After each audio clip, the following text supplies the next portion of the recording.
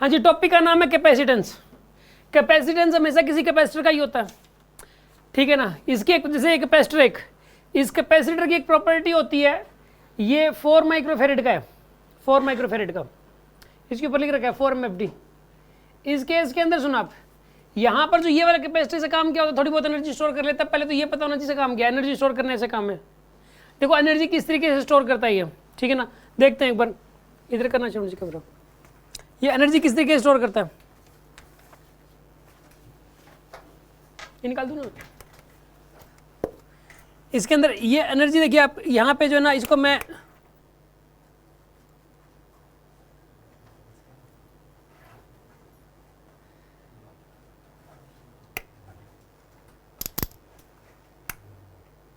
Energy store कर ली, इसने energy store कर चुका है।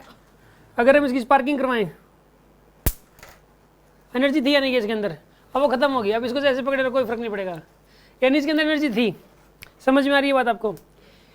एक कैपेसिटर की एनर्जी दूसरे कैपेसिटर में भी जा सकती है। अच्छा, ये बात पता लगी, कैपेसिटर के अंदर अगर हम इन दोनों वायर्स को टच करवा दें एनर्जी स्टोर करवाने की बात, तो वो एनर्जी खत्म हो जाती है। ये बात आपको पता लगी है। अब सुनो, इसकी एक की एनर्जी दूसरे में जा सकती है, एक कैपेसिटर की एनर्जी, ठीक है ना। कैसे जाती है देखो, ये भी करके देख लेते हैं हम लोग। इसका पेपर में हर साल क्वेश्चन आ जाता है कैपेसिटर का।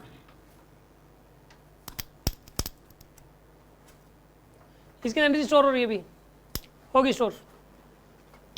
अब इसको हम दूसरे कैपेसिटर, ये खाली कैपेसिटर है, देखो इस खाली, इसमें तो कोई एनर्जी है नहीं। देखो मैंने टच करवा दिया, कोई फर्क नहीं पड़ा। क्या कह रहे हो? अब तो झटका लग जाएगा यार। लो आ जाओ, तुम एक बार पकड़ के देख लो। अच्छा खासा झटका नहीं लग जाएगा क्या? ये कह रहा है कि चार्ज करके ऐसे पकड़ दो इसको।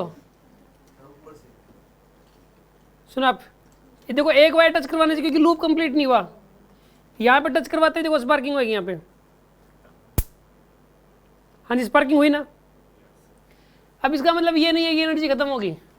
मान लो एनर्जी 100 जूल थी, इसमें कितनी थी मान लो 100 जूल थी, तो आधी खत्म होगी, 50 गई, और जो बची हुई 50 है उसका आधा आधा हो गया, 25 इसमें और 25 इसमें, ठीक है। अब थोड़ी ना होगी स्पार्किंग, क्योंकि पोटेंशियल बराबर हो गया दोनों का, दोनों सेम पोटेंशियल में है, ठीक है ना। हाँ, इसके अंदर एनर्जी स्टोर्ड है, इसके अंदर एनर्जी स्टोर्ड है। अब इसके अंदर स्पार्किंग होएगी, क्योंकि इसमें 25 जूल था इसके अंदर। अभी टोटल कितनी थी 100, एक भरा हुआ कैपेसिटर था, खाली था, तो 50 ऐसे केस में उड़ जाती है। 25 इसमें और 50 उड़ गई, बची 50, 50 में से 25 इसमें, 25 में। देखो इसमें स्पार्किंग होगी अभी, तो उसमें भी तो 25 है। हाँ 25 में भी अभी भी स्पार्किंग, देखो इसकी भी करवाएंगे अभी, 25 में भी है। देखो आप, थी ना 25 में। अब ये वाला जो एक्सपेरिमेंट है, ये जैसे ना मैं शुरू से ही हर साल करवाता हूँ, और तब से ना सेम क्वेश्चन 3 बार दे चुका है। मतलब ये आई जेई में सेम क्वेश्चन आ जाता है बार बार, मेन में भी, नीट में भी। टीचर्स को सोल्व करना सिखा देते हैं। क्वेश्चन क्या आता है कि ये कैपेसिटर था, उसमें 100 जूल एनर्जी थी। अब एक खाली कैपेसिटर था, आइडेंटिकल कैपेसिटर था, दोनों को टच करवा दिया। टच करवाते ये बताओ हर कैपेसिटर में कितनी एनर्जी है। इसका आंसर 25 है। अगर 200 हुई, अगर 200 है तो 100 उड़ गई और 50-50 होगी। ये सीधा रिजल्ट है। अभी ना इसका डेरिवेशन प्रूफ सब कर लेंगे, लेकिन ना इसमें ना टीचर ये नहीं बोलते कि आप ये रिजल्ट याद कर लो या कुछ भी, बस उसको डिराइव कर देते हैं बस, ठीक है ना। हर बार ऐसे ही करो, इसका मतलब तो सुनो। एनीवे, अभी लेकिन मैंने आपको रिजल्ट बता दिया। अब सुनो अगली बात, ये जो कैपेसिटर होता है ये यूज का होता है, ये सर्किट्स में यूज होगा। ये सर क्यों सर, इसका क्या फायदा है, मतलब जो है इसको आखिर क्यों लगाया जाता है सर? पंखे में भी यूज होता है, पंखे में लगता है ये, तो सर इसके बिना क्या पंखा नहीं चलेगा? क्या दिक्कत आती है इसके बिना? सर स्लो हो जाता है, मतलब स्लो चलने लगता है तो कैपेसिटर में दिक्कत। मैं आपको बताऊंगा कि क्या चक्कर है, बिना कैपेसिटर क्या प्रॉब्लम है, ठीक है ना। बिना कैपेसिटर की क्या दिक्कत होती है, या कैपेसिटर क्यों जरूरी है, ये थोड़ी बहुत एनर्जी स्टोर करना है क्या अपने को, ठीक है ना। ये सब चीज़ हम सीखेंगे। एनीवे, अब सुनो आप अगली बात, ये जो कैपेसिटर है इसका कैपेसिटेंस होता है एक, क्या होता है इसका? कैपेसिटेंस ये बताता है कितनी ज्यादा एनर्जी स्टोर कर सकता है ये। अगर ज़्यादा कैपेसिटेंस होगा तो ज़्यादा एनर्जी स्टोर कर लेगा। समझ आ रही है बात आपको? और कम कब अगर मान लो ये 4 का है अभी, अगर ये होता 8 का तो डबल एनर्जी स्टोर कर लेता। कितनी एनर्जी बताइए? डबल। इसी यही वोल्टेज रहेगी, सेम वोल्टेज पे डबल एनर्जी।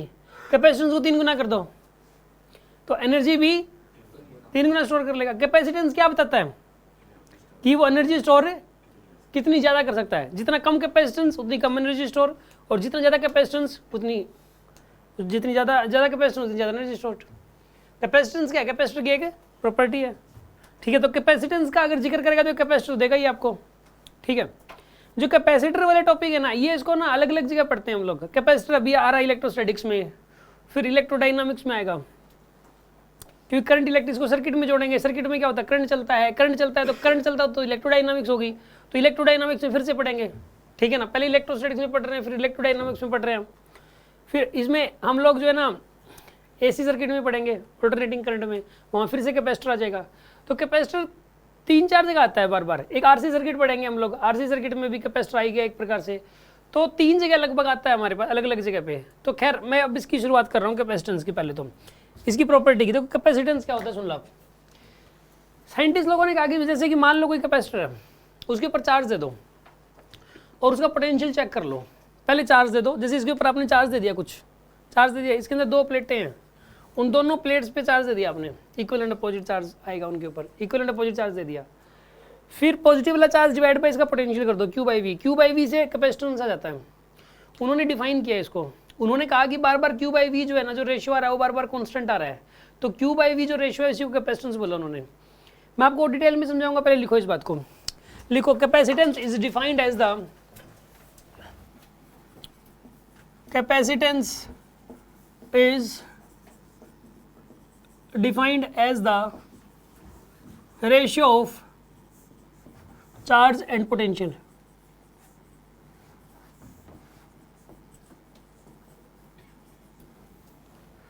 कैपेसिटेंस को सी से डिनोट करते हैं और इसका फॉर्मूला होता है Q/V। इसका फॉर्मूला होता है Q/V, Q for charge, V for potential, ठीक है ना। अब एक बात बताऊं मैं आपको, साइंटिस्ट लोगों ने कहा कि किसी कैपेसिटर पे चार्ज डबल कर दो तो उसका V डबल होता है। Q डबल करने से V डबल हो जाएगा, तो रेशियो तो वही आएगा बार बार। चार्ज को 4 गुना कर दो, V भी 4 गुना हो जाएगा, तो कैपेसिटेंस पे कोई फर्क नहीं पड़ा। अब पेपर में ये आता है क्या कैपेसिटेंस जो होता है क्या चार्ज पे डिपेंड करता है? पेपर में आ जाता है, बच्चा बोलता है हाँ सर डिपेंड करता है, फॉर्मूला मैंने याद करके C = Q/V। ये वाली बात सबको पता है, C = Q/V। किसी बच्चे से पूछ के देखना कैपेसिटेंस, पहले ही बोलेगा Q/V, क्योंकि ये तो बिल्कुल बेसिक बात है। ये पहली लाइन ये लिख रखी है कैपेसिटेंस के बारे में हर किताब में कि C = Q/V होता है। लेकिन पेपर में क्वेश्चन ये आता है कि सर क्या चार्ज पे डिपेंड करता है कैपेसिटेंस? इसका आंसर नहीं करता, क्योंकि चार्ज को डबल करोगे तो V भी तो डबल हो रहा है और रेशियो वही वाला जा रहा है। चार्ज के डबल करने से कैपेसिटेंस थोड़ा चेंज हो रहा है, कैपेसिटेंस चेंज तो नहीं हो रहा। तो यहाँ पर इसमें ना एक इंपॉर्टेंट क्वेश्चन है कि कैपेसिटेंस क्या चार्ज पे डिपेंड करता है? इसका आंसर नो। तो कैपेसिटेंस किस पे डिपेंड करता है? कैपेसिटेंस डिपेंड करता है शेप और ज्योमेट्री पे। यहाँ पे जो ये वाला कैपेसिटर है, इसके अंदर अगर मैं इसका साइज डबल कर दूँ, इसके अंदर जो अंदर प्लेटें हैं, ठीक है, खैर ये सिलिंड्रिकल कैपेसिटर है तो 2 सिलेंडर्स अंदर, तो इसको अगर सर साइज बढ़ा दूँ घटा दूँ, मैं रेडियस कम ज़्यादा कर दूँ, ठीक है, सिलिंड्रिकल शेप है, प्लेनर शीट्स ले लूँ, तो उसके इसमें कैपेसिटेंस चेंज हो जाएगा। शेप, साइज, इन सब पे डिपेंड करता है। लिखो इस बात को, capacitance never depends on charge. ये 4 का है तो हम अगर 6 का लेंगे तो इससे थोड़ा सा बड़ा होगा। वो बड़ा होगा। इसका क्वेश्चन ये है, ये कह रही है कि सर अगर ये 4 का है, अगर 6 माइक्रोफेरेड वाला इससे बढ़ा लेंगे, बिल्कुल वो इससे बड़ा होगा। इसकी डायमेंशन जितनी ज़्यादा बड़ी होंगी ना, आपको पता लगेगा कि उतना ही ज़्यादा उसका कैपेसिटेंस है। अभी आपको समझ में अभी आ जाएगी ये वाली बात कैसे, फॉर्मूले से पता लग जाएगा आपको। फॉर्मूले के अंदर आपको पता लगेगा कि डायमेंशन अगर ज़्यादा हो रही हैं तो कैपेसिटेंस भी ज़्यादा हो रहा है।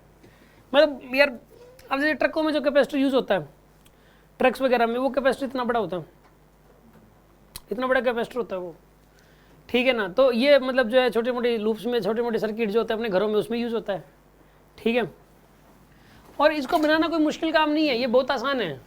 कई बिजली का जो सामान बेचते हैं वो बनाते हैं अपने घर पे ही, अपने घर पे ही बनाते हैं वो, और बना के वे सामान ले आते हैं। इसको आप भी बना सकते हो, ठीक है ना। कैपेसिटर का जो है ये एक अच्छा बिजनेस है, घर पे किया जा सकता है। इसका जो सामान है वो मिल जाता है ईजिली, जो रॉ मटेरियल जिससे बनेगा ये, ठीक है ना। और फिर ये बना के जितने का सामान आता है उसे डबल रेट में आराम से सेल हो जाता है। एक हमारे भैया थे, मतलब छोटे थे, वो बिजली का काम करते थे, तो वो आराम को पूरी रात मुझसे कैपेसिटर बनवाता था, खुद ही बनाता, मुझसे बनवाता। उसमें ना लकड़ी का बुरा था, उस टाइम तो समझ नहीं आया था, लेकिन अब पता लगता है कि भाई उस मतलब वो क्या था और वो क्या पर्पस था, मतलब वो चीज़ अब समझ में आ रही है। तो उसके अंदर क्या था कि दो, मतलब उसके अंदर क्या होता था कि जैसे कि ना दो ये सिलेंड्रिकल कैपेसिटर बनते थे, वो ट्रकों में यूज़ होते थे, ठीक है ना। तो दो सिलेंडर्स होते थे मेटल के, ठीक है ना, और एक कवर होता था, उसमें डाल दो, उसमें वो जो बीच में ना उनके बीच में बुरादा डालना होता था लकड़ी का, ठीक है, वो डाइलेक्ट्रिक कांस्टेंट की तरह काम करता है। मैं आपको सिखाऊंगा, सारी बात समझाऊंगा, मतलब बहुत ही छोटी बात है, कोई भी बना देगा इसको, ठीक है ना। एक बार तरीका बताना है, छोटा बच्चा ही बना देगा उसको। चलो एनीवे, कैपेसिटर खैर काम कैसे करता है, मैं आपको कैपेसिटर के बारे में कुछ और बातें सुनो। कैपेसिटर जो होता है वो चार्ज और पोटेंशियल का रेशियो होता है, और charge but it never depends on charge. लिख लो, C never depends on charge, C never depends on charge, ठीक है ना। C never depends on charge, it depends on shape, on geometry, it depends on shape and geometry. Shape और geometry पे depend करता है, ये शेप और geometry पे डिपेंड करता है, ठीक है। अब सुन लो अगली बात,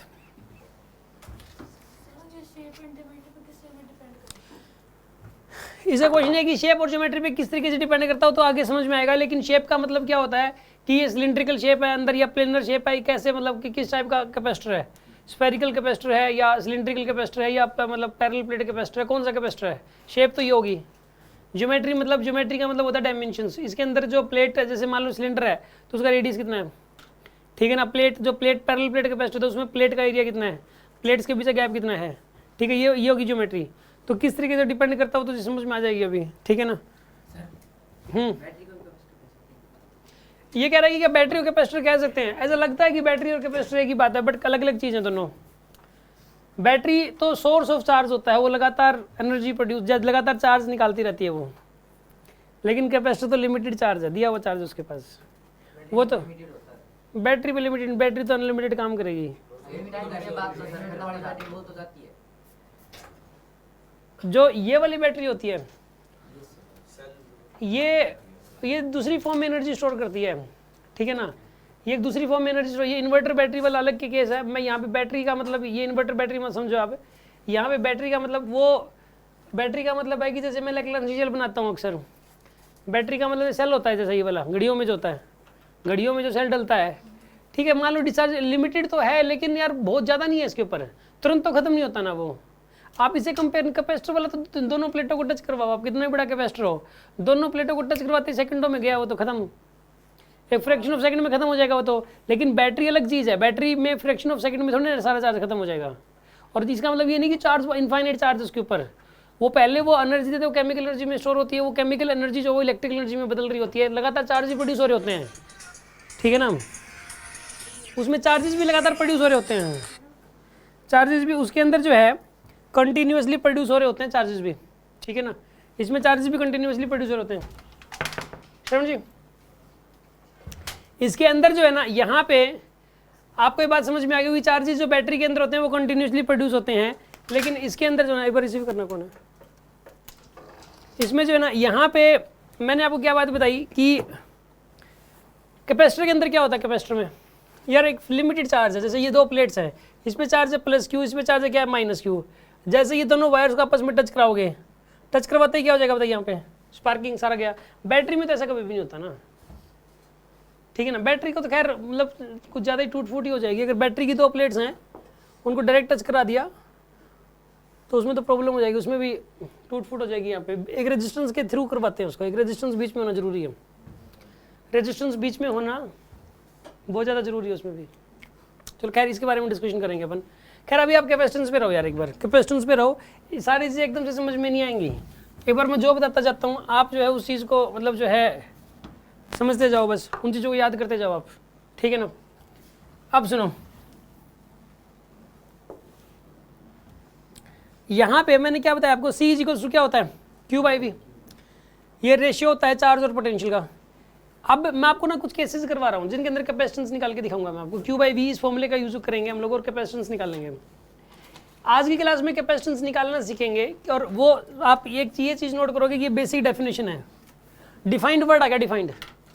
कोई बच्चा मुझसे ये नहीं कह सकता कि सर ये क्यू बाई वी ही क्यों होता है, क्योंकि डेफिनेशन है ये, ठीक है। और दूसरी बात, मैं अभी जितने भी केसेस करूंगा उसमें बार बार क्यू बाई वी लगाऊंगा। जब भी कोई क्वेश्चन कैपेसिटेंस का ना हो पाए वो क्वेश्चन सोल्व, तो समझ लेना बेसिक तरीके से होगा वो क्यू बाई वी से ही होगा। फिर वो सारे शॉर्टकट जहाँ पे फेल होता है वहाँ पे क्यू बाई वी काम आता है वहाँ पर, ठीक है ना। शुरू करते हैं।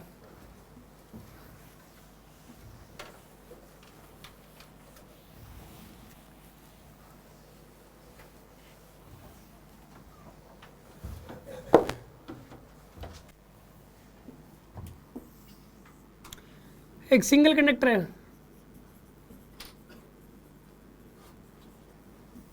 एक सिंगल कंडक्टर है पे, ये जो प्लस क्यू का चार्ज है, एक सिंगल कंडक्टर है।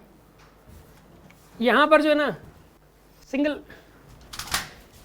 एक बार मैडम से बात कर लो अभी। मैडम, यहाँ पे एक सिंगल कंडक्टर है, इसके ऊपर मान लो इसका कैपेसिटेंस का रेडियस आर है। रेडियस क्या है इसका? आर। एक सिंगल कंडक्टर है यहाँ पे,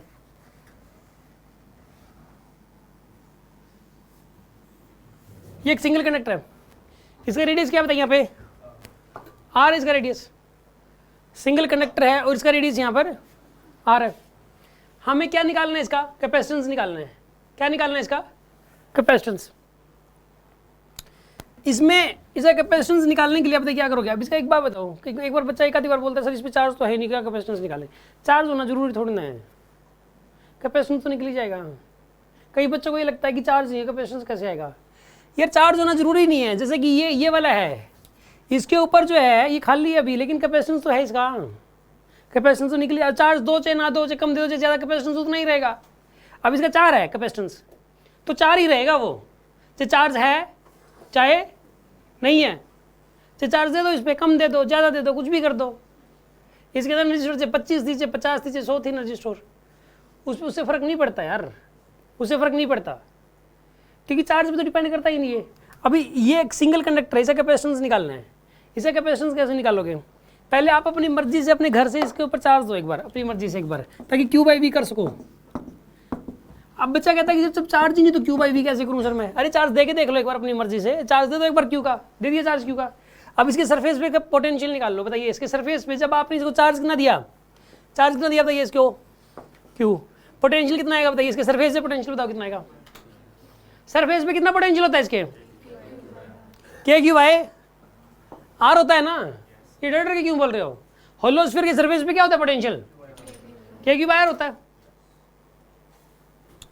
यानी इसको ऐसे लिख सकते हो ना, 1/4 पाई एप्सिलॉन नॉट आर। अरे बोल सकते हो नहीं बोल सकते? आप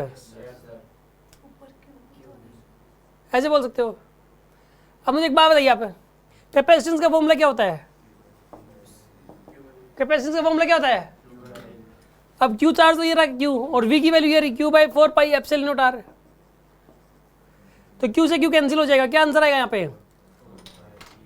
4 पाई एप्सिलॉन नॉट आर। या क्या आपके पास 4 पाई एप्सिलॉन नॉट आर, ये आपके पास कैपेसिटेंस आ गया। एक याद रख लो, सिंगल कंडक्टर को कहते हैं ना, सिंगल स्फेरिकल कंडक्टर का कैपेसिटेंस कितना होता है? आप बोलेंगे 4 पाई एप्सिलॉन नॉट आर होता है। लिख लो कैपेसिटेंस ऑफ ए, नोट करके लिखनी है बात, capacitance of A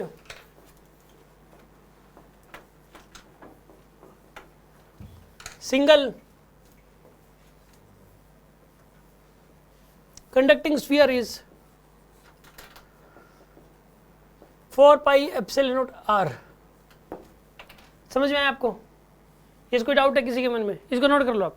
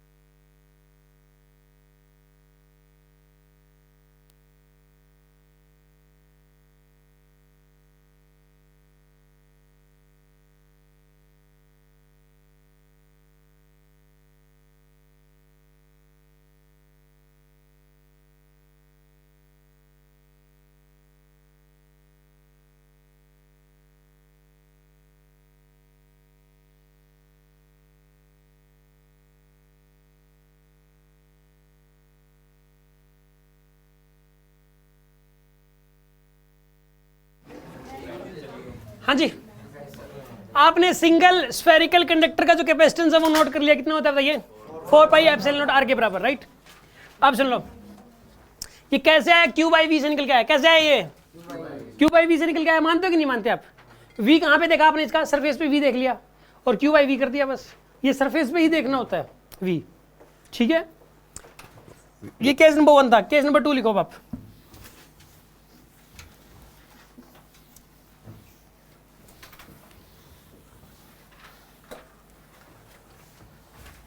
case number 2,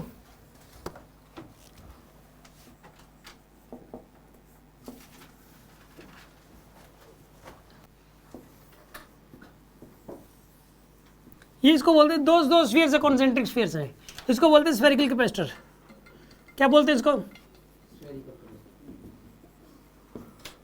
actual में ना ये 5-6 टाइप के होते हैं, सारी टाइप करवा दे रहा हूँ, सभी कैपेसिटेंस याद करने हैं बस आपको, ठीक है, और कुछ नहीं इसमें। इसका inner radius R1, out radius R2 है। इसका इनर रेडियस क्या है, यहाँ पे R1 है, आउट रेडियस क्या है, इसको क्या बोलते हैं बताइए, स्फेरिकल कैपेसिटर। कैपेसिटर एक तो हो गया, कैपेसिटर कौन सा था, सिंगल कंडक्टर वाला, सिंगल कंडक्टिंग स्फीयर कैपेसिटर, ठीक है ना, वो एक कैपेसिटर ही था। अर्थ भी एक कैपेसिटर, आपको पता है अर्थ का पोटेंशियल, अर्थ का कैपेसिटेंस पूछे तो 4 पाई एप्सिलॉन नॉट, क्योंकि अर्थ भी तो एक स्फीयर है। पेपर में अगर ये आ जाए कि अर्थ का कैपेसिटेंस बताओ तो 4 पाई एप्सिलॉन नॉट आर हो जाएगा। आर बताइए आपको 6400 किलोमीटर है, उसको मीटर में कन्वर्ट कर लेना। होलो स्फीयर जो सॉलिड स्फीयर हो, बात एक ही है, क्योंकि अर्थ भी एक सॉलिड कंडक्टिंग स्फीयर ही है। जो भी चार्ज अगर दोगे तो सारा सरफेस पे ही आएगा, अंदर नहीं होगा चार्ज उसके। अर्थ भी एक कंडक्टिंग स्फीयर ही है। क्या बोलते कोई, अर्थ क्या कैपेसिटर है, yes earth is a capacitor. और उसका कैपेसिटेंस क्या होगा, 4 पाई एप्सिलॉन आर, क्योंकि सिंगल कंडक्टिंग स्फीयर है, ठीक है। इसका इनर रेडियस R1 और आउटर रेडियस क्या है इसका, R2 है जी, ठीक है। अब सुन लो आप, इसका कैपेसिटेंस, वैसे तो ना बच्चे इसका रिजल्ट याद रखते हैं, कैपेसिटेंस का फॉर्मूला होता है 4 pi epsilon not divide by 1 by R1 minus 1 by R2। इसमें भी देखो चार्ज कहीं नहीं आया, क्योंकि चार्ज से चार्ज तो कैंसिल होगा। ये रिजल्ट वैसे हर बच्चा याद रखता है, 4 pi epsilon divide by 1 by R1 minus 1 by R2, लेकिन ये आया कहाँ से है, R1 इनर रेडियस है, R2 आउटर रेडियस है। ये आया कहाँ से, क्यू बाई वी से निकल के आया, वही हम निकाल रहे हैं क्यू बाई वी से कैसे निकल के आया। ये बोर्ड्स में भी आ जाता है कि एक स्फेरिकल कैपेसिटर है, उसका कैपेसिटेंस डिराइव करो, फॉर्मूला फाइंड आउट करो। 3-4 लाइनों का है बस, कॉन्सेप्चुअल भी है, करते हैं इसका डेरिवेशन। ये रिजल्ट भी आपको याद करना है। अब सुन लो, हाँ जी, हमें कैसे कह सकते हैं अर्थ कैपेसिटेंस से उसको चार्ज, सरफेस पे सारा चार्ज आ जाएगा। हाँ अर्थ के ऊपर अगर चार्ज दोगे तो सारा सरफेस पे ही आएगा। तो प्रूव्ड है साइंटिस्ट। हाँ बिल्कुल, ऐसे ही थोड़ी ना फर्जी में बोल दिया, सारा चार्ज सरफेस पे ही आएगा चार्ज दोगे तो। अर्थिंग में तो अर्थिंग में अर्थ से जोड़ रहे हो ना तो किसी चीज को, वो भी अर्थ के सरफेस पे ही रह रहा है। अगर आपने एक चार्ज बॉडी है, चार्ज बॉडी को मतलब चार्ज बॉडी को अर्थ से कनेक्ट कर दिया तो वो भी अर्थ के ऊपर ही आ गया, अर्थ के सरफेस पे आ गया। अर्थ के ऊपर वाली जो सरफेस है ना वो थोड़ी सूखी है, वो कंडक्टिंग नहीं है, मतलब मिट्टी है ना जैसे, वो तो हल्का सा नीचे चले जाओ, हल्का सा नीचे, बस वहाँ होगा चार्ज। फिर ऊपर वाली कोटिंग है बस उसको हटा दो आप, बिल्कुल ऑन द सरफेस हो सकता ना हो, जस्ट जैसे जो ऊपर वाली लेयर है जस्ट उसके नीचे तो होगा ही होगा। समझ में आ रही है बात आपको, ऊपर वाला तो जैसे कि सूखी मिट्टी है ना। चलो सुनो अब ध्यान से, इसका चार्ज खत्म नहीं होगा फिर कभी, अर्थ का तो चार्ज ही खत्म नहीं होता, कैपेसिटर का खत्म हो जाता है। अर्थ का चार्ज खत्म नहीं होता, आपको क्वेश्चन ही समझ नहीं आ रहा, अर्थ का चार्ज क्यों खत्म होगा। अर्थ में जो चार्ज है वो तो कभी खत्म होता ही नहीं है। हाँ और कैपेसिटर का तो मतलब वायर को टच करते खत्म, सारा चार्ज वो निकल जाता है। तो आप मेरे से क्या पूछ रहे हो, बता रहे हो, समझा रहे हो, क्या पूछ रहे हो। मतलब एक कैपेसिटर कैसे, यहाँ पे जो ना अर्थ है, इसका मतलब ये नहीं होता कि कैपेसिटर जो है ना चार्ज खत्म होगा तो ही कैपेसिटर है। ये किसने कहा, चार्ज खत्म होना चाहिए तभी उसको कैपेसिटर कहेंगे, नहीं खत्म होगा तो नहीं खत्म होगा उसका। एक सिंगल कंडक्टर है अगर अर्थ, मैंने एक सिंगल स्फीयर है अगर, तो सिंगल स्फीयर का अगर नहीं खत्म हो रहा तो क्या उसको कैपेसिटर नहीं कहेंगे, क्या नहीं होता खत्म। अब क्वेश्चन क्या आपका, सेल और बैटरी, सेल बैटरी अलग चीज है, सेल और बैटरी बिल्कुल एक डिफरेंट चीज है। मैंने बोला कि उसके अंदर केमिकल एनर्जी होती है, उसके अंदर केमिकल डले होते हैं। अगर सेल जो घड़ी में चल रहा था उसमें भी केमिकल है, ठीक है ना, उसमें केमिकल एनर्जी है, लेकिन कैपेसिटर में कोई केमिकल एनर्जी नहीं होती, सिर्फ और सिर्फ जैसे कि ये क्या है, दो मेटालिक स्फीयर्स हैं बस, ये कैपेसिटर, इसके अंदर कहाँ केमिकल, कोई केमिकल कहाँ डालने हैं, कोई रिएक्शन हो रही है, कोई आयन बन रहे हैं, नहीं बन रहे ना। और उसके अंदर क्या होता है कि आयन्स होते हैं, ऑक्सीडेशन पता नहीं क्या क्या, वो केमिकल काइनेटिक्स, केमिकल इक्विलिब्रियम है शायद आपके, उसमें पढ़ोगे आप उस चीज़ में, ठीक है ना, केमिस्ट्री के अंदर है। अभी तो क्या है कि ये जो है ना, यहाँ पे कोई केमिकल एनर्जी नहीं है, आप मिक्स क्यों कर रहे हो इन सारी चीज़ों को। जो ये वाली बैटरी है वो केमिकल एनर्जी है, जो ये वाली बैटरी भी आप यूज़ करते हो घरों में, इन्वर्टर बैटरी, इसमें भी केमिकल एनर्जी की फॉर्म में स्टोर होती है वो एनर्जी, किसी न किसी दूसरी फॉर्म में स्टोर हो रही है वो एनर्जी। समझ आ रही बात, इसमें तो चार्जेस ही रहेंगे बस, समझ में आ गई बात आपको। कैपेसिटर एक अलग चीज़ है और बैटरी एक अलग चीज़ है। और कोई डाउट तो बोलो। अब बात रही कि सिंगल अर्थ, हाँ जी, अगर वो अर्थ के नीचे, एक लेयर के नीचे अगर करंट है तो वो चार्ज है, तो अगर आप माइनिंग करेंगे तो करंट नहीं है, करंट सुनो आप मेरी बात सुनो, ये कह रहा है कि सर अगर अर्थ के अंदर चार्ज है तो अगर माइन नहीं करेंगे तो क्या करंट लगेगा। सुनो, पहली बात तो आपको अब ये नहीं पता कि करंट लगता कैसे है, वो इलेक्ट्रोडायनामिक्स में समझ में आएगा करंट लगता कैसे। करंट लगने के लिए लूप पहले कंप्लीट होना जरूरी है।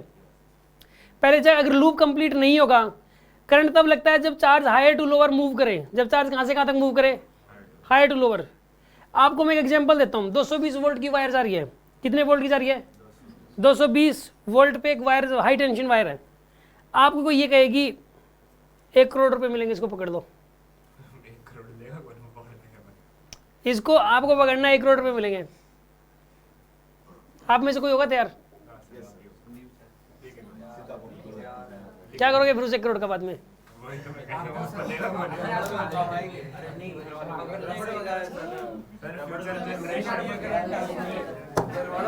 तरीका बताता हूँ, कोई शर्त लगा दे तो 1 करोड़ रुपए जीतने का तरीका। आप पता क्या करोगे, जितनी जरूरत है उतना बोलो, ये रबड़ रबड़ मत करो। यहाँ पे मतलब वायर जा रही है अगर ऊपर से, आप ऐसे कूद के पकड़ो, ऐसे कूद के पकड़ लो बस, आप कुछ भी नहीं बिगड़ेगा, क्योंकि आप अर्थ से टच नहीं हो। जो बर्ड्स होते हैं, जो आपने कभी इनके ऊपर वायर्स के ऊपर बैठ के मरेंगे नहीं कभी भी है, हालांकि 220 वोल्ट जा रहा है इनमें से, और इनके ऊपर बर्ड्स बैठते हैं लेकिन वो मरते नहीं हैं। वो क्यों नहीं मरते? सर अगर वो एक पैर ऊपर कर देते शायद। जितनी अपनी नॉलेज थोड़ा कम दिखाओ, जितनी जरूरत है उतना बोल लो, ठीक है ना। यहाँ पे जो है ना, इसमें अगर आप ये चाहते हो कि ना, मतलब मान लो कोई चिड़िया ऊपर बैठी हुई है और अगर वो मतलब जो ना, या कोई बंदा लटका हुआ है, आप चाहते हो कि वो बच कैसे गया ये, ठीक है ना, तो आप पता है क्या कर सकते हो, उसके एक कंडक्टिंग वायर होगी आपके पास, एक कंडक्टिंग वायर जो होगी ना, वो कहाँ से टच होनी चाहिए, ज़मीन से, और एक उसे टच करवा दो बस किसी तरीके से, ठीक है ना। अगर कंडक्टिंग वायर एक तो बर्ड से टच कर गई वो, और एक ज़मीन से टच है, फिर तो क्योंकि वो तो हायर पोटेंशियल पर है, अर्थ लोअर पोटेंशियल पर है, higher to lower flow through, अगर फ्लो थ्रू तो फिर वो डेथ हो जाएगी उसकी 1 मिनट में, ठीक है ना, 1 सेकंड भी नहीं लगेगी फिर तो। कहने का मतलब ये है, लूप कहाँ बन रहा है, higher to lower charge move कैसे किया, मुझे तो ये बताओ आप। अगर अर्थ के अंदर चार्ज है, अगर अर्थ के अंदर चार्ज है, अगर यहाँ पे ये मार्कर है, हाईली चार्ज मार्कर है, हाईली चार्ज है, मैं इसको अगर टच कर दूँ, लेकिन मेरी बॉडी अर्थ के किसी के कॉन्टैक्ट में नहीं है, किसी भी चीज़ के, ठीक है ना, एक वायर जा रही है, वो हाईली चार्ज है, या कोई मतलब ये ट्यूबलाइट है हाईली चार्ज है, मैं एकदम से कूद के इसको पकड़ दूँ तो मतलब मुझे कुछ भी नहीं होगा, मुझे करंट नहीं लगेगा, क्योंकि चार्ज का फ्लो नहीं हुआ। जाएगा कहाँ चार्ज, मेरी बॉडी में होते हुए कहाँ जाएगा, जगह ही नहीं है तो जाएगा ही नहीं, बॉडी में एंट्री ही नहीं करेगा चार्ज, तो मैं बचा रहा हूँ ऐसे केस में। हाँ जी बोलो। अगर नीचे वुडन फ्लोर हो तो भी नहीं होगा। ये कह रही है कि सर अगर वुडन फ्लोर हो तो भी नहीं होगा ना। वुडन जो है, जो लकड़ी है, वुड एक नॉन कंडक्टर कहा तो जाता है, लेकिन परफेक्ट नॉन कंडक्टर नहीं है, हल्का फुल्का कहीं हो गया ना, मतलब जो कंडक्शन प्रॉब्लम हो जाएगी उस केस में। बहुत ज़्यादा हाई वोल्ट पे तो 220 तक तो लकड़ी भी चल जाएगी, 1000 वोल्ट कर दो तो लकड़ी मतलब जो है ना, लकड़ी भी कंडक्शन शो कर देगी, फिर तो लकड़ी परफेक्ट इंसुलेटर नहीं है। हाँ जी, वायर में करंट फ्लो कर रहा है तो ये तो अंडरस्टूड है कि वो हायर से लोअर की तरफ ही जा रहा होगा। बिल्कुल, अगर वायर में करंट जा रहा है तो तभी जा रहा है जब हायर टू लोअर ही जा रहा है, अदरवाइज वो जाता ही नहीं, वो चले ही इसलिए रहा है हायर टू लोअर। तो सर लूप तो कंप्लीट है ही, तो अगर कोई उसके ऊपर मतलब कोई टच करता है तो उसको तो करंट लगना ही चाहिए। किसको टच करता है तो? मतलब उसको वायर वायर को टच किया उसने, हाई टेंशन वायर को टच कर लिया, हाई टेंशन वायर का मतलब हाई वोल्टेज वाली वायर है, तो वो जाएगा कहाँ, अपनी बॉडी में सोते हुए कहाँ जाएगा, फिर वो रास्ता कहाँ है, फाइनली कहाँ जाएगा वो। बॉडी में से जाके चक्री मार के वापसी चला जाएगा। चल भाई बॉडी में कोई रास्ता रुस्ता मिला नहीं, चलो चक्री मार के उल्टा चलते हैं, ऐसा थोड़ा होगा यार। प्लास्टिक एक परफेक्ट कंडक्टर है। प्लास्टिक परफेक्ट इंसुलेटर बोलते हैं हम लोग, लेकिन ये एक्सपेरिमेंट नहीं कर सकते आप। कर देगा ना थोड़ा बहुत कंडक्शन पता लग जाएगा, ठीक है ना। इंसुलेटर तो है, वो इंसुलेटर तो है। तभी तो इन वायर्स के ऊपर ये जो ये प्लास्टिक ही तो चढ़ा रखा है एक प्रकार से, वायर्स की इंसुलेशन इसको मतलब जो, खैर ये प्लास्टिक से अलग मटेरियल है, तो ये इंसुलेटर है मतलब परफेक्ट। तो फिर ये भी नहीं होगा, बहुत ज़्यादा हाई तो ये भी जल जाएंगी, ठीक है ना। अगर बहुत ज़्यादा अगर करंट जाएगा तो उसमें, हाँ जी बॉडी में फिर सर मान लो पकड़ लिया हाई टेंशन वायर, तो फिर वो चार्ज स्टोर हो गया बॉडी में? कहाँ स्टोर करनी, बॉडी में कुछ स्टोर नहीं होएगा, नहीं होएगा स्टोर, वो बॉडी में कहीं स्टोर नहीं होता। हाँ जी ध्यान से समझो, अभी जो है ना ये जो सारी चीज़ें आप धीरे धीरे करके समझ में आएंगी, ठीक है ना। अभी आप सिर्फ समझते रहो, सुनते रहो ध्यान से। ये एक स्फेरिकल कैपेसिटर है। अभी बात करते हैं स्फेरिकल कैपेसिटर कैपेसिटेंस की। स्फेरिकल कैपेसिटर क्या होता है कि दो कॉन्सेंट्रिक स्फीयर्स होते हैं। कितने स्फीयर्स होते हैं? दो कॉन्सेंट्रिक स्फीयर्स हैं। एक का रेडियस क्या है? R1, दूसरे का रेडियस क्या है? इसका कैपेसिटेंस निकालना है। वैसे तो कैपेसिटेंस ये याद कर लो 4πε डिवाइड बाय 1/r1 - 1/r2 होता है। R1 inner radius, R2 outer radius है। लेकिन ये वाला फॉर्मूला आया कहाँ से? सुनो आप ध्यान से, ये फॉर्मूला आया कहाँ से?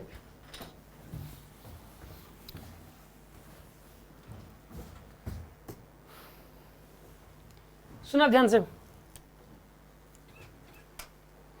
इसको चार्ज दे दो प्लस क्यू, इसको चार्ज क्या दे दो? माइनस क्यू दे दिया। इसको चार्ज क्या दे दिया आपने? प्लस क्यू दे दिया। इसको चार्ज क्या दे दिया आपने? माइनस क्यू का चार्ज दे दिया यहाँ पे, दे दिया चार्ज। अब यहाँ पर एक काम करो, पोटेंशियल निकालने का मतलब पोटेंशियल डिफरेंस निकालना। ये ए पॉइंट है और ये बी पॉइंट है, ये ए पॉइंट है और ये बी पॉइंट है। पोटेंशियल निकालने का मतलब कि इन दोनों के बीच में पोटेंशियल डिफरेंस निकालना है। क्या निकालना है आपको? बस इसका मतलब अगर दो चीज़ें हों और मतलब एक सिस्टम है, सिस्टम के मतलब दो एलिमेंट्स हैं और ये कह दिया जाए कि पोटेंशियल निकाल लो पूरे सिस्टम का, तो इसका मतलब है दोनों के बीच में पोटेंशियल डिफरेंस निकालना। हम आगे भी ऐसे ही करेंगे, ठीक है। जैसे कि अगर दो प्लेट्स दे दी जाएंगी और ये कहा जाएगा पूरे सिस्टम का पोटेंशियल, तो इनके बीच का पोटेंशियल डिफरेंस निकालेंगे हम लोग। सिलेंडर आएगा जैसे, तो सिलेंडर के अंदर भी दो कॉन्सेंट्रिक सिलेंडर्स होंगे, मतलब कोएक्सियल सिलेंडर्स होंगे दो ऐसे। ये कैपेसिटर का सिलेंड्रिकल कैपेसिटर, इसमें भी अगर इसका पोटेंशियल निकालना होगा तो इनके बीच का पोटेंशियल डिफरेंस निकालेंगे, ठीक है ना। पोटेंशियल मतलब पोटेंशियल डिफरेंस निकालना। अब पोटेंशियल डिफरेंस दिमाग लगाओ कैसे निकलेगा इनके बीच का। यहाँ पे ए और बी पॉइंट के बीच का पोटेंशियल डिफरेंस कैसे निकलेगा? सुनो आप, पहले ए पॉइंट का पोटेंशियल लिख लो, फिर बी पॉइंट का, फिर डिफरेंस ले लो। सिंपल है यार। पहले ए पॉइंट का पोटेंशियल लिखो। बताइए इस वाले स्फीयर की वजह से ए पॉइंट का पोटेंशियल कितना हो जाएगा? k3/r1, ये हो जाएगा यहाँ पे। इसकी वजह से कितना पोटेंशियल होगा? अरे इसकी वजह से, बाहर वाले की वजह से ए पॉइंट पे कितना पोटेंशियल होगा? नेगेटिव होगा पहली बात तो, क्योंकि चार्ज नेगेटिव है। अरे चार्ज नेगेटिव तो नेगेटिव पोटेंशियल नहीं आएगा क्या? क्या आएगा यहाँ पर बोलो? माइनस का k3/r2 आएगा, माइनस k3/r2, माइनस k3/r2 हो जाएगा। अब पोटेंशियल एट बी निकालना है आपको, बी पॉइंट पे पोटेंशियल निकालना है। पहले इसकी वजह से कितना आएगा बताइए? बी पॉइंट पे k3/r2, और इसकी वजह से कितना आ जाएगा बताइए यहाँ पे? माइनस का k3/, ये ए पॉइंट का और ये बी पॉइंट का आ गया। अब इनका डिफरेंस लोगे आप, V A minus V B करिए आप, V A minus V B निकाल लो, आप कितना हो जाएगा यहाँ पे?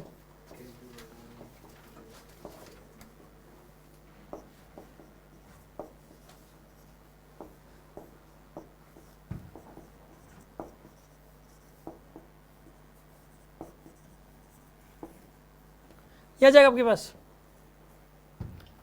हाँ जी, अब सोल्व करो इसको, कितना आएगा यहाँ पे? ये कैंसिल होएगा भाई, तो ये माइनस माइनस प्लस हो जाएगा। यहाँ पे k3/r1 माइनस का k3/r2, ये आएगा आपके पास। k3 को पार ले लिया, 1/r1 माइनस में 1/r2, ये आएगा आपके पास। ये आपके पास पोटेंशियल डिफरेंस निकल के आ गया। This is the potential difference यार, ये पोटेंशियल डिफरेंस आ गया आपके पास। अब कैपेसिटेंस बताइए क्या आ जाएगा? कैपेसिटेंस Q/V करोगे आप। कैपेसिटेंस क्या होता है बताइए? V तो निकल के आ गया ना आपके पास। वी नहीं निकल के आ गया आपके पास, चार्ज देने पर वी निकल के आ गया आपके पास, चार्ज दिया तो वी निकाला। यार कैपेसिटेंस निकालने का तरीका ये होता है, मैं आगे भी यही करने वाला हूँ, पहले चार्ज दे दो, चार्ज दे के वी देख लो, फिर क्यू बाई वी कर दो, कैपेसिटेंस आ जाएगा, सीधी सी बात है। कैपेसिटेंस क्यू बाई वी होता है, ये बात बच्चे को पता है। कैपेसिटेंस क्या होता है भाई, क्यू बाई वी ना। हाँ जी, कैपेसिटेंस क्या होता है, समझ कहा था ना, बच्चे को पता है। हाँ बोलो, दोनों स्फीयर्स में प्लस चार्ज, क्या कह रहे हो, दोनों स्फीयर में प्लस चार्ज देते हैं। दोनों स्फीयर्स में प्लस चार्ज नहीं देते, एक पे प्लस देना एक पे माइनस देना हमेशा ही, और इक्विवेलेंट अपोजिट देना है। क्यों, क्योंकि जब आप किसी कैपेसिटर को सर्किट में कनेक्ट करोगे तो ऑटोमेटिकली उस पर इक्विवेलेंट अपोजिट चार्ज ही आता है। उसी कैपेसिटेंस का जिक्र ही तभी होता है जब इक्विवेलेंट अपोजिट चार्ज हो। चाहे पैरेलल प्लेट कैपेसिटर, चाहे कोई भी आप किसी सर्किट में कनेक्ट करके देखना, आप इक्विवेलेंट अपोजिट चार्ज आएगा नेचुरली, ठीक है ना। इस पे जब मैंने ये जो कैपेसिटर का जब एक्सपेरिमेंट किया था और जब मैंने इसको लगाया था यहाँ पे इसके अंदर, मतलब इसको जब जोड़ा था मैंने बैटरी के साथ, तो उस केस के अंदर इसके दो अंदर सिलेंडर्स हैं, कोएक्सियल सिलेंडर्स हैं, दोनों पे इक्विवेलेंट अपोजिट चार्ज ही आया था, इसलिए इक्विवेलेंट अपोजिट चार्ज ही देते हैं।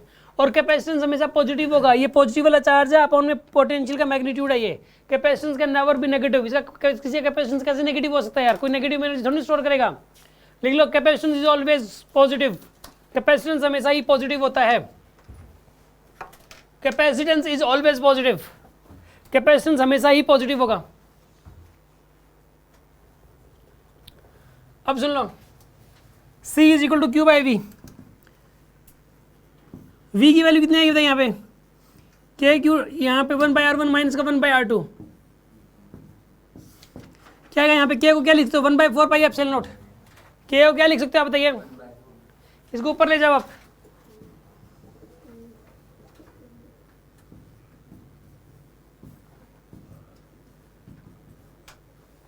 ये आएगा आपके पास 4 pi epsilon divide by 1/R1 minus 1/R2, ये आपके पास कैपेसिटेंस निकल के आ गया।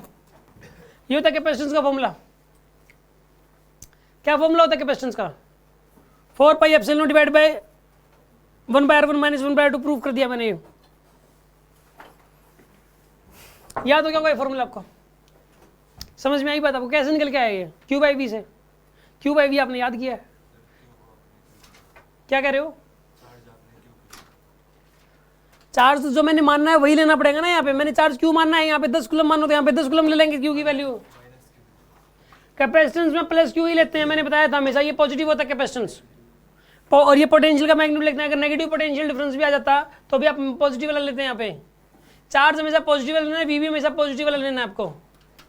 एक बात बताओ, डाइपोल मोमेंट लिखते हैं, डाइपोल मोमेंट में क्या लिखते हैं, क्यू इंटू 12, चार्ज कौन सा लेते हैं उसमें, पॉजिटिव लेते हैं ना, तो यहाँ पर भी हमेशा चार्ज पॉजिटिव वाला ही लेंगे।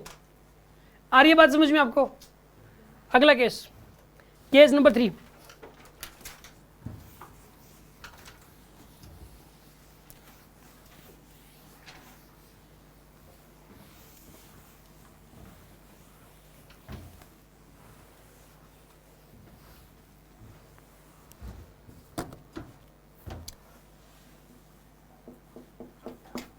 मान लो कि एक प्लेट है, ये लाइन खींच रहा हूँ लेकिन प्लेट है, प्लस क्यू का चार्ज है, ए का एरिया है, यहाँ पे माइनस क्यू का चार्ज है, ए का एरिया है, गैप है डी,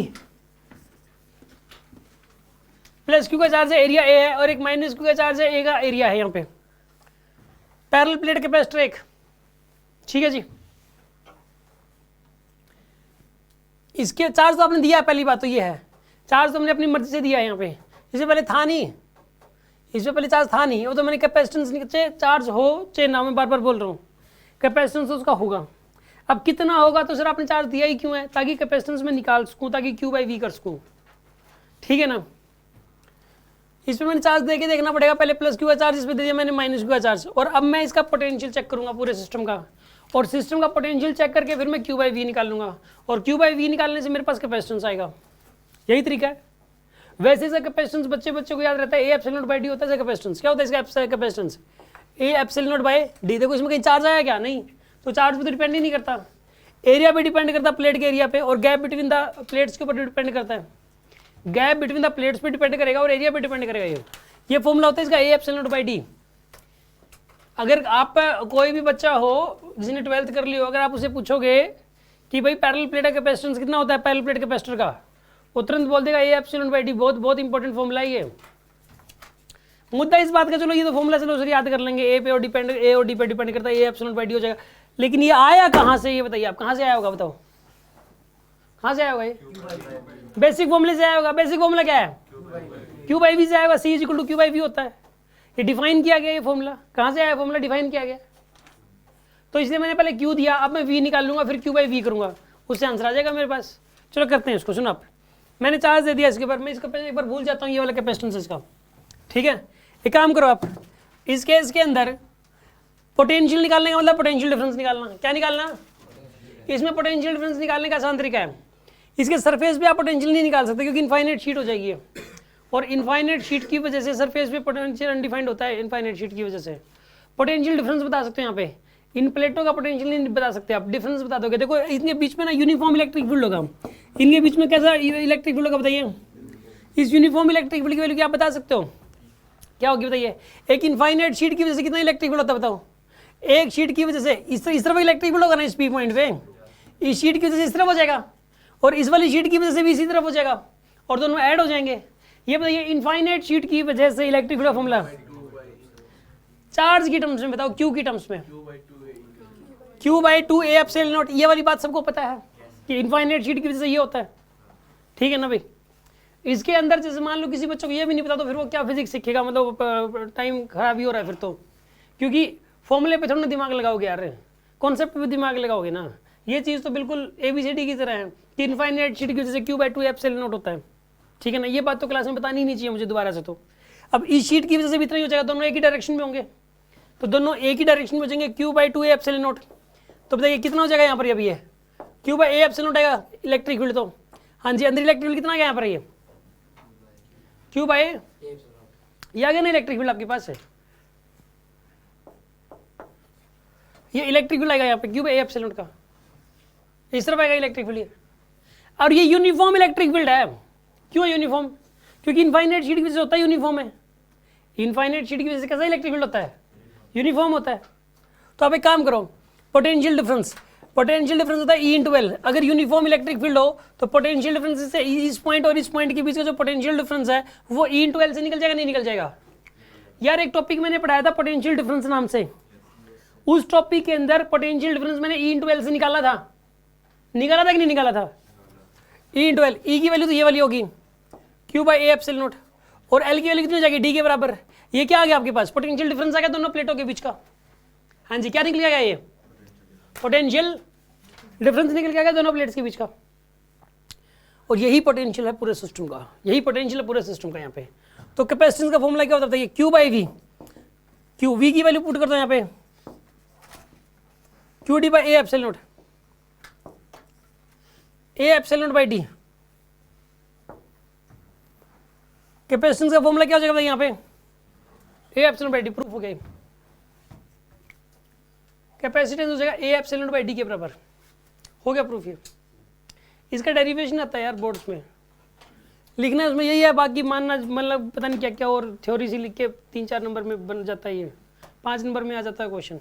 तो 5 मार्क्स के लिए फिर लिखना मेन काम का तो इतना ही है इसमें, ठीक है ना। इसको पेपर में कैसे लिख के आए वो सब्जेक्टिव क्लास के अंदर है, ठीक है ना। लेकिन अभी मेन चीज़ इतनी है, इतना भी लिखाओगे तो पूरे नंबर देने चाहिए अगले को, समझ में आना चाहिए, वो सब पूछ जाता है, ठीक है ना। इसका नाम है पैरेलल प्लेट कैपेसिटर, इसको बोलते हैं parallel plate capacitor, parallel plate capacitor इसका नाम है, इसका नाम है पैरेलल प्लेट कैपेसिटर। अगला केस, केस नंबर 4।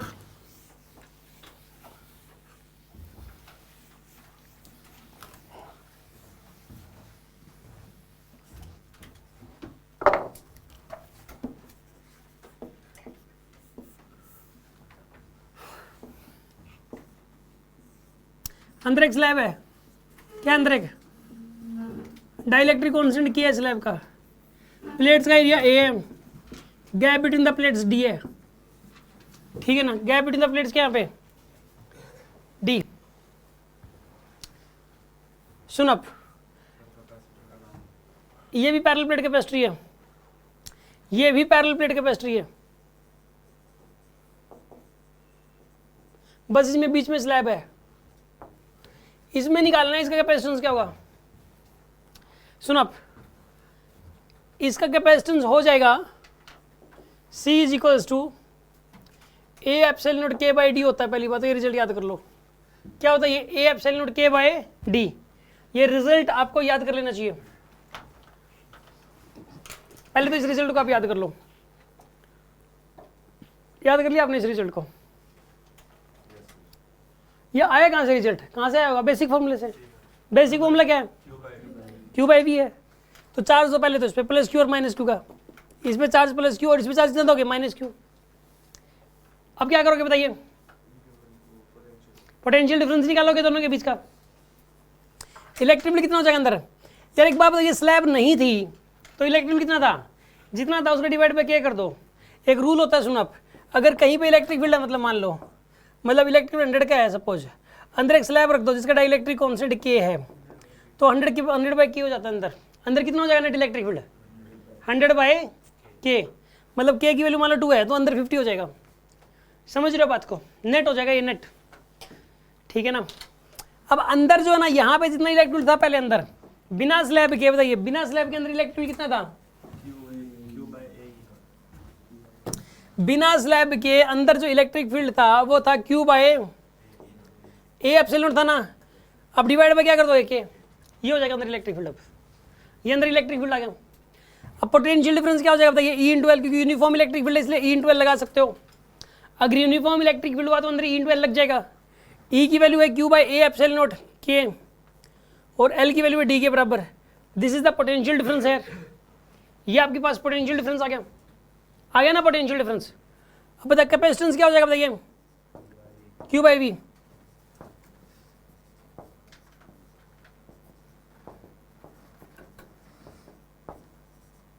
यहाँ जाएगा capacitance A epsilon K by D, यह कैपेसिटेंस प्रूफ कर दिया मैंने। हाँ जी, कोई डाउट हो तो बताओ इस बात में, कोई शक किसी को इसमें? केस नंबर 6 वो भी एक पैरेलल प्लेट कैपेसिटर है। केस नंबर 5 सॉरी, अब केस नंबर 5 सुन लो, वो भी एक पैरेलल प्लेट कैपेसिटर ही होगा अभी जो बनाऊंगा मैं।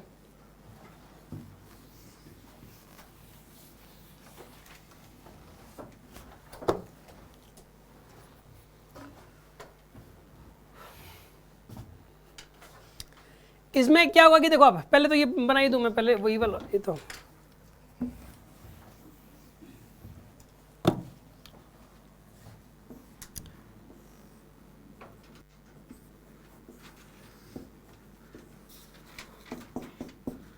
डाइलेक्ट्रिक कांस्टेंट क्या है? इसकी थिकनेस टी है और टोटल गैप है डी।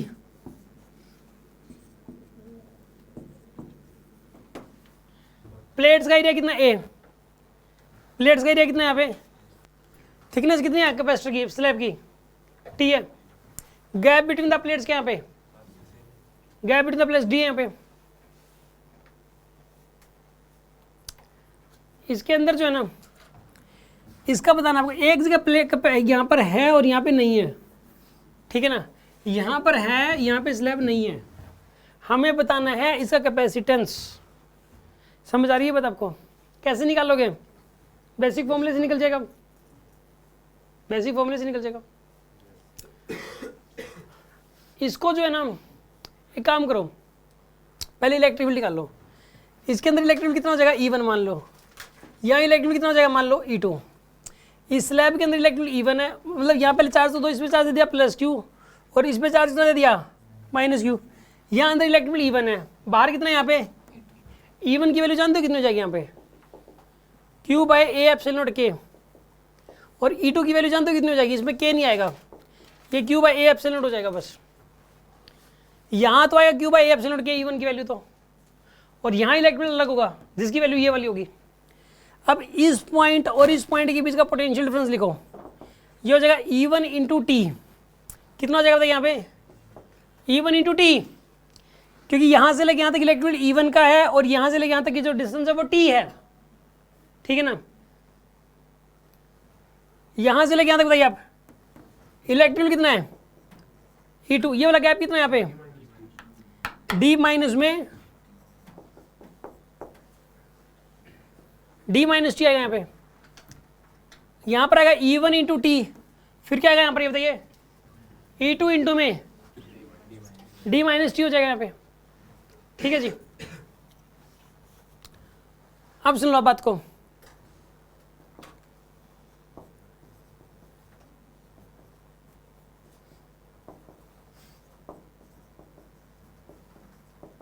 ये आएगा आपके पास, पोटेंशियल डिफरेंस आएगा दोनों के बीच में। अब क्या करोगे बताइए, कैपेसिटेंस क्या होता है, क्यू बाई वी होता है यार, ये तो बच्चों को पता है, क्यू बाई वी होता है कैपेसिटेंस। कैपेसिटेंस क्या होता है, क्यू बाई वी। करो क्यू बाई वी, वी की वैल्यू कितनी हो जाएगी यहाँ पे, Q T by A epsilon naught के प्लस क्यू इंटू में डी माइनस टी बाई में ए एप्सिलॉन नॉट।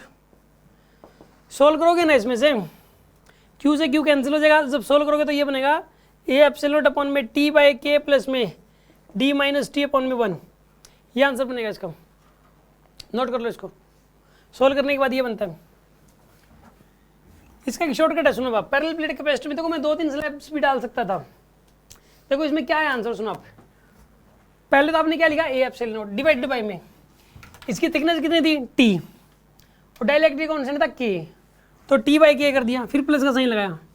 यहाँ पर भी एक स्लैब मान लो आप, इसका डाइलेक्ट्रिक कांस्टेंट 1 है, एक एयर की स्लैब मान लो जिसका डाइलेक्ट्रिक कांस्टेंट कितना है 1, तो इसकी थिकनेस कितनी हो जाएगी, ये वाली डी माइनस टी, ये वाली जो लेंथ है ये डी माइनस टी हो जाएगी अपॉन में 1। देखो डी माइनस टी अपॉन 1। अब कितनी भी स्लैब्स हो इसी तरीके से कर दोगे, मैं करके दिखा रहा हूँ आपको, ठीक है ना। बीच में कई सारी स्लैब्स अगर हों, देखो इसमें मान लो कि आपको ये कह दिया जाए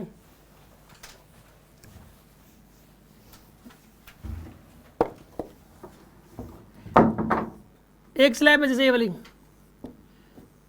एक स्लैब ये वाली है जी, एक स्लैब ये वाली है जी, यहाँ पे प्लस क्यू का चार्ज, यहाँ माइनस क्यू का चार्ज, इसका एरिया ए, इसका एरिया ए, इसका डाइलेक्ट्रिक कांस्टेंट K1, इसका डाइलेक्ट्रिक कांस्टेंट K2, इसका डाइलेक्ट्रिक कांस्टेंट K3 है, ये T1 है, यहाँ पे T2 है, यहाँ पे T3, T1 T2 T3, dielectric constant इसका K1, इसका K2, इसका K3 है, चार्ज है plus Q minus Q, area इसका भी है, इसका भी है। इस पूरे सिस्टम का कैपेसिटेंस बताना है। सुन आप, इसको करने को तो आप बेसिक तरीके से कर सकते हो, बेसिक फॉर्मूले से कर सकते हो क्यू बाई वी से, लेकिन यार बार बार उसे थोड़ा करेंगे, टाइम लगता है। शॉर्टकट सुन लो, शॉर्टकट के अकॉर्डिंग पहले तो ऊपर तो लिखोगे ए एप्सिलॉन नॉट, क्या लिखोगे ऊपर, T1 by K1, T1 by plus T2 by K2 plus T3 by, इसे कर सकते हो आप कैपेसिटेंस। ठीक, कितना कौन सा केस है, 6 केस था ना ये वाला, ये छठा केस है, पिछला तो 5वां था ना, ये छठा केस है। समझ में आ गई होगी बात आपको, कोई डाउट है किसी के मन में, इस तरह के क्वेश्चंस कर सकते हो। केस नंबर 7, एक सिलिंड्रिकल कैपेसिटर है, उसका कैपेसिटेंस याद ही कर लो यार, वो पोटेंशियल डिफरेंस निकलेगा उसमें, सीधा इंटीग्रेशन वगैरह से निकलता है वो। तो सुन आप, केस नंबर 7, अगर एक सिलिंड्रिकल कैपेसिटर दे दिया, केस नंबर 7 में क्या दे दिया आपको, एक सिलिंड्रिकल कैपेसिटर,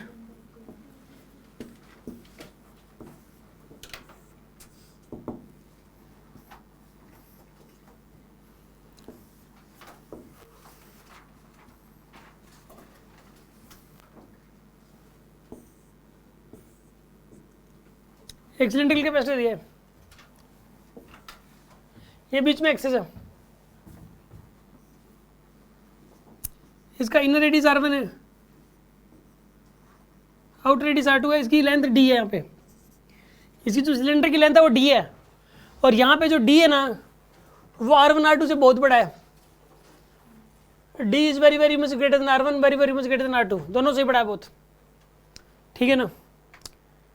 ये एक सिलिंड्रिकल कैपेसिटर होता है, हमें इसका कैपेसिटेंस बताना है, इसका कैपेसिटेंस निकलेगा तो उसी तरीके से, बेसिक तरीके से ही, क्यू बाई वी से ही, लेकिन इसमें V निकालना है, पोटेंशियल डिफरेंस V, वो थोड़ा सा ना यहाँ पे नॉन यूनिफॉर्म इलेक्ट्रिक फील्ड आ जाता है, तो उसको इंटीग्रेट करना पड़ता है पोटेंशियल डिफरेंस निकालने में, तो उस डेरिवेशन की हमें कोई ज़रूरत भी नहीं है। ये पेपर में तो रेयर आता है, और आएगा तो भी फॉर्मूले से क्वेश्चन सॉल्व हो जाएगा इसका, ठीक है ना, क्योंकि डेरिवेशन का भी कोई ज़रूरत नहीं पड़ी आज तक किसी भी क्वेश्चन में। इसका कैपेसिटेंस आप डायरेक्ट याद कर लो, 2 pi epsilon naught D ln of R2 by R1, 2 pi epsilon D ln of R2 by R1, ऐसा कैपेसिटेंस होगा। 2 पाई एप्सिलॉन डी क्या यहाँ पे लेंथ ऑफ सिलेंडर या हाइट ऑफ सिलेंडर बोल दो। R1 अंदर वाले का रेडियस है, R2 क्या बाहर वाले का रेडियस है, ठीक है ना। ये कैपेसिटेंस है, ये आपको लर्न करना है। ये निकला कहाँ से है, क्यू बाई वी से ही निकला। ये भी इतने ही कैपेसिटर थे 7 कैपेसिटर कोर्स में, ये समझ लो आप। इन 7 कैपेसिटर की कैपेसिटेंस आपको याद करने हैं। समझ में आ रही, कल तक तो याद होनी चाहिए।